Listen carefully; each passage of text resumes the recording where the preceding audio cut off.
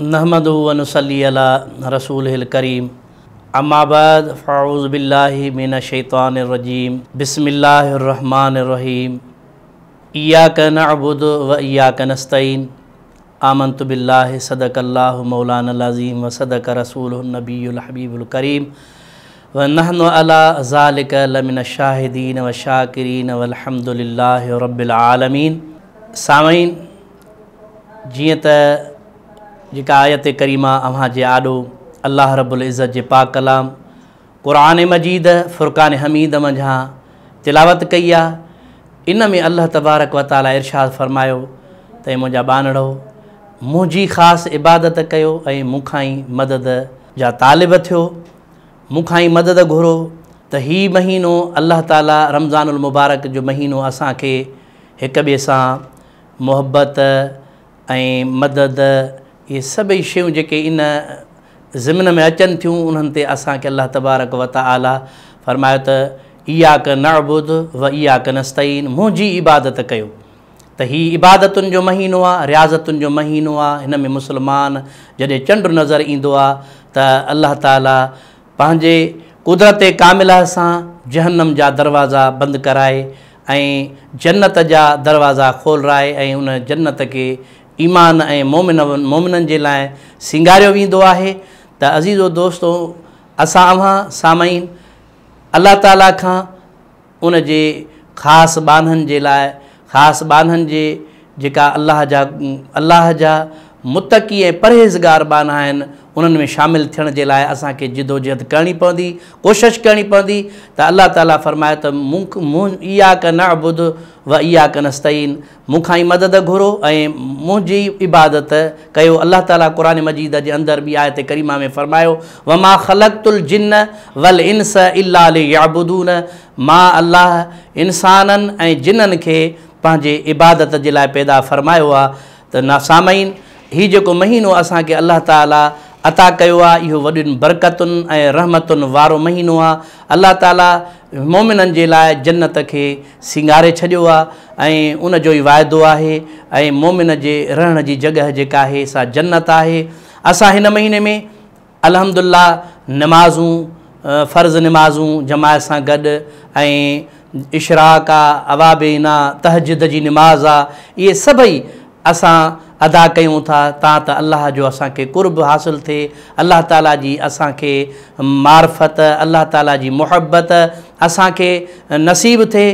त इंशा अल्लाह ताला जॾहिं असां पाण अॻिते थींदासीं त अल्लाह ताला जी इबादत में, क़ुरान पाक जे तिलावतुनि में असांखे रोज़े जी सही माना में असांखे रखण जी ऐं उन जी हक़ीक़त खे सम्झण जी अल्लाह ताला असां अव्हांखे ज़रूरु तौफ़ीक़ अता फ़रमाईंदो।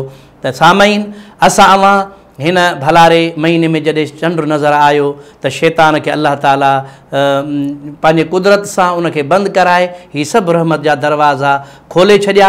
त कहिड़ा मुंहिंजे महबूब जा उम्मती आहिनि जेके इबादत कनि था, कहिड़े जागी क़ुरान पाक जी तिलावत कनि था, हीअ सभई शयूं। ऐं हिन महीने में जेको असांजे मथां, अव्हां जे मथां वॾे में वॾो एहसान आहे अल्लाह ताला जो, उहो एहसान आहे जो हिन महीने में अल्लाह तबारक व तआला असांखे जेका बि इबादत कयूं था, फ़र्ज़ पढ़ूं था, उन जो ॿीणो सवाबु आहे। ऐं जेकॾहिं असां हिन में हिकु नफ़िल पढ़ूं था त उन नफ़िल में ॿीणो अल्लाह ताला असांखे उन जो सवाबु ऐं अजुर ॾिए थो। त सामईन, असां अव्हां इन नफ़िली इबादतुनि में ऐं फ़र्ज़ी निमाज़ुनि में कोशिशि कयूं त जमायत सां अदा करण जी असांखे टाइम मिली वञे।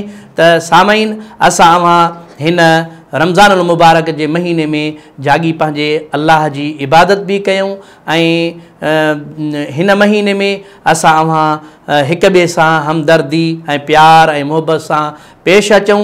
ऐं हिन महीने जूं जेके सातूं आहिनि, हुज़ूर अलैहिस्सलातु वस्सलाम जो हिकिड़ो सहाबी हुयो, उन रोज़े जी हालत में उन खां का ग़लती थी वई, जंहिंजे करे हुज़ूर सल्लल्लाहु अलैहि वसल्लम जे ज़ात वटि आया। महबूबनि खे अर्ज़ु कई, या रसूल अल्लाह, मां रोज़ो रखण खां बाद में पंहिंजे घर वारीअ सां मिलियो आहियां, इन जो कफ़ारो छा आहे? त महबूब अलैहिस्सलातु वस्सलाम जी ज़ात बाबरकात इरशाद फ़रमायो त सहाबी हेतिरा वञी रोज़ा रख। उन अर्ज़ु कयो, या रसूल अल्लाह, एतिरनि रोज़ा रखण जी मूं में सघन आहे, ताक़त कान्हे। मुंहिंजे महबूब फरमायो या इन जो कफ़ारो अदा कर। अर्ज़ु कई या रसूल अल्लाह, मूं वटि एतिरी ताक़त कान्हे, मां ग़रीब ऐं मिसकीन आहियां, अव्हांजो ग़ुलाम आहियां, मूं ते रहम जी का निगाह कई वञे। मुंहिंजे आका अलैहिस्सलातु वस्सलाम जे दरबार में एतिरे में हिकिड़ो सहाबी खजूर जो टोकरो खणी आयो। महबूब फरमायो त सहाबी जी या रसूल अल्लाह, पाण फरमायो त हे सॼे मदीने में वञी खजूर तक़सीम कर, तुंहिंजे रोज़े जो कफ़ारो अदा थी वियो। सामईन, महबूब त शफ़ीक़ ऐं महिरबान हुया, पंहिंजे ग़ुलामनि खां वाक़िफ़ हुया। जेकॾहिं महबूब अलैहिस्सलाम दुआ घुरनि हा त बि इहा शइ ख़तमु थी सघी थिए, पर असांजे लाइ हमदर्दी, असां उम्मत जे लाइ सुहिणो सबक़ु इहो रखियो वियो इन में त उन सहाबीअ जे लाइ दुआ घुरनि हा त बि आसानी थी सघी थिए, पर जॾहिं उहो टोकरो खणी आया, पाण फरमायूं हीअ हिकु हिकु खजूर सॼे मदीने में वञी तक़सीम कर, तुंहिंजे इन जो कफ़ारो अदा थी वेंदो। त उन अर्ज़ु कयो या रसूल अल्लाह, हिन सॼे मदीने में मूंखां वधीक को ग़रीब ऐं मिसकीन आहे ई कोन, मुंहिंजा बच्चा बुख ते वेठा आहिनि। या रसूल अल्लाह, रहम जी निगाह कई वञे। मुंहिंजे आका मदीने जे ताजदार सोणे हबीब करीम सल्लल्लाहु अलैहि वसल्लम फरमायो त वञ ही खजूर जो सहाबी टोकरो खणी पंहिंजे बच्चनि खे वञी खारा, तुंहिंजे इन जेको गुनाह आहे उन जो कफ़ारो अदा थी वेंदो। त सामईन, असांखे पंहिंजे आका अहिड़ो दर्स ॾिनो जो हिक ॿिए सां मुहबत ऐं प्यार ऐं शफ़क़त सां पेश अचण जी। छो त अल्लाह ताला जेके असांजे मथां हक़ रखिया आहिनि उहे इंसान ज़ात जी जेका आहे ख़िदमत आहे, उहा असांजे मथां अफ़ज़ल तरीन आहे। पाड़े में को बुखियो आहे, असां हज ऐं उमरा कयूं, वॾा वॾा रोज़ा रखूं, ज़कातूं अमीरनि ताईं पहुचायूं, इहे सभु जेके भलाईअ जा कम आहिनि। असां अव्हांखे सामईन जेको आहे असांजे महबूब ग़रीबनि ऐं मिसकीननि सां प्यारु कयो आहे। उहो ग़रीब मिसकीन हुयो जंहिंखां एतिरी ख़ता थी वई, वरी मुंहिंजे रहमत वारे नबीअ फरमायो इहो खजूर जो टोकरो वञी खणी पंहिंजे बच्चनि खे खाराईंदे न, त बि तुंहिंजा अल्लाह ताला तुंहिंजे गुनाह जो कफ़ारो अदा थी वेंदो। त सामईन, असां अव्हां हिन महीने में हिक ॿिए जी हमदर्दी कयूं, पंहिंजे पाड़े वारनि जो वधि में वधि ख़्यालु कयूं त कहिड़ा ग़रीब आहिनि, मिसकीन आहिनि, यतीम आहिनि। मुंहिंजे महबूब फरमायो त जेकॾहिं अव्हांजे पाड़े में को यतीम आहे ऐं अव्हांखे ख़बर आहे त हीअ यतीम आहे, न पीउ अथसि न माउ अथसि, केर बि कोन्हे सहारो हिन जो, पाण फरमाए तव्हां उनखे भले मानी न करायो, उनखे पाणी न पियारियो, अव्हां उनजी का ख़िदमत नथा करे सघो, पर ॿियो कुझु बि न, पर अव्हां उहो ख़ाली पंहिंजो हीउ हथु जेको आहे उनजे मथे जे मथां रुॻो रखंदव। पाण फरमायूं त जेतिरा उन यतीम जा वार तव्हांजे हथ जे हेठां ईंदा, अल्लाह ताला इन हिकु हिकु वार जे सदक़े में तव्हांजा गुनाह माफ़ फरमाईंदो।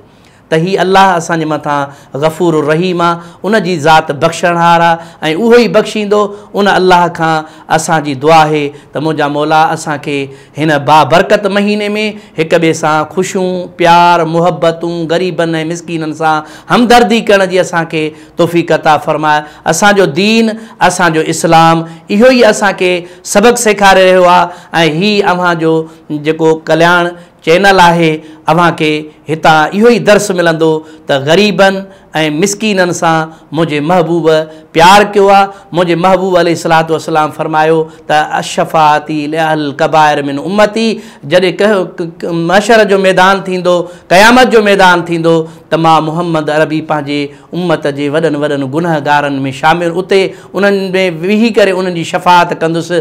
त महबूब अलैहिस्सलाम जी शफ़ाअत उन्हनि गुनहगारनि जे लाइ आहे। असां गुनहगार आहियूं, बदकार कहिड़ा बि आहियूं, पर उन्हनि जा उम्मती आहियूं। सामईन, असां अव्हां खे घुरिजे त 5 वक़्त निमाज़ जी पाबंदी कयूं ऐं क़ुरान पढ़ूं ऐं पंहिंजे औलाद खे, पंहिंजे घर वारनि खे दीन इस्लाम जी दावत ॾेई उन्हनि खे निमाज़ी बणायूं। अल्लाह ताला खां दुआ आहे त अल्लाह ताला असांजो चवणु, अव्हांजो ॿुधणु अल्लाह ताला पंहिंजी बारगाह में क़बूल ऐं मंज़ूर फ़रमाए। अल्लाह ताला हिन इदारे खे ऐं हिन कल्याण टीवीअ खे अल्लाह ताला ॾींहं राति बरकतूं ऐं रहमतूं अता फ़रमाए। वमा अलैना इल्लल बलागुल मुबीन।